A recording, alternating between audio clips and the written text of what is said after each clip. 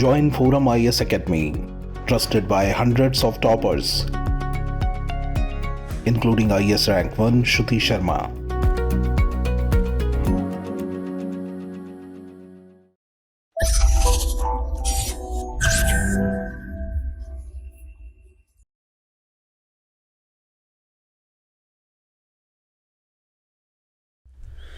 Hello friends, this is Gautam coming up with the next round of बस 5 minute. In this video we will discuss about human pan-genome map and साथ ही साथ ये भी समझेंगे why is a pan-genome map important. So first of all let's see why is it in news. आखिर ये human pan-genome map news में क्यों है, पहले जरा इसको समझते हैं. देखिए, recently a new study published in the Nature Journal describe a pan-genome reference map and ये pan-genome map 47 अनोनमस पीपल के जीनोम को यूज करके डिस्क्राइब किया गया है, जिसमें मेनली जो पीपल हैं अफ्रीका से हैं एंड अदर नेशन की अगर हम बात करें, अदर रीजन की बात करें, देन एशिया हो गया, यूरोप हो गया एंड अमेरिका से भी एंड कैरेबियन पीपल भी इसमें शामिल हैं. जो 47 पीपल की जिसकी बात की गई है यहाँ पर, उसमें अफ्रीका से मेनली हैं, उसके अलावा यूरोप से, एशिया से, अमेरिका से एंड कैरेबियन नेशन से इंक्लूड यहाँ पर पीपल हैं.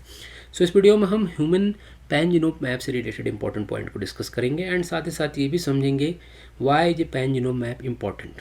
सो first of all pan-genome map को डिस्कस करते हैं कि आखिर ये pan-genome मैप होता क्या. देखिए, एक्चुअली अगर हमें ह्यूमन pan-genome मैप को समझना है then first of all let discuss about genome. So it will be easy to understand human pan-genome map. अगर हम जीनोम की बात करें देन लेमन टर्म में समझें तो it is a blueprint of our life and it is also a collection of jeans.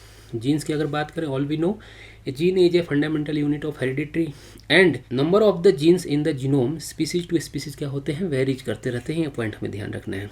In other words में अगर हम समझें, our genome consist of 23 different string and each compose of million of individual building blocks called nucleotide और base. And ये जो nucleotide होते हैं and ये हमारे बॉडी में जो 23 क्रोमोसोम होते हैं, इन्हीं बिल्डिंग ब्लॉक से बने होते हैं. मेनली ये 4 टाइप के होते हैं, ऑलरेडी हमने बायोलॉजी में पढ़ा है, ए, टी, जी एंड सी. ये जो 4 बिल्डिंग ब्लॉक्स होते हैं, इनसे हमारे जो 23 क्रोमोसोम होते हैं, इन्हीं बिल्डिंग ब्लॉक से बने होते हैं एंड इन्हीं जीनोम को यूज करके जीनोम सीक्वेंसिंग की जाती है एंड इन्हीं को यूज करके रेफरेंस जीनोम भी की जाती है. तो ये जो रेफरेंस जीनोम होता है, जीनोम सीक्वेंसिंग एंड जो रेफरेंस जीनोम होते हैं, उनके बीच का जो डिफरेंस होता है उसे समझने में हेल्प करता है.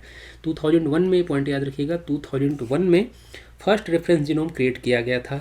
इसमें साइंटिस्ट को डिजीज़ से जुड़ी जीन को डिस्कवर करने में हेल्प की थी.